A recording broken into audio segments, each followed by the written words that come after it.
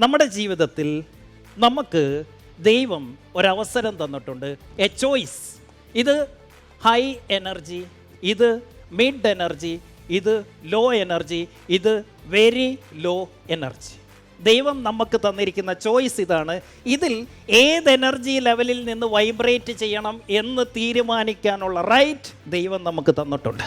So നമുക്ക് ചുറ്റും നിൽക്കുന്ന ആളുകൾ, ദ എൻവയോൺമെൻറ്റ് എറൗണ്ട് അസ്, അവർ തീരുമാനിക്കും നമ്മളുടെ അന്നത്തെ ദിവസം എങ്ങനെയായിരിക്കുമെന്നും ആ ദിവസങ്ങൾ തീരുമാനിക്കും നമ്മളുടെ ലൈഫ് എങ്ങനെയായിരിക്കും എന്ന്. So let's learn to vibrate in that higher frequency.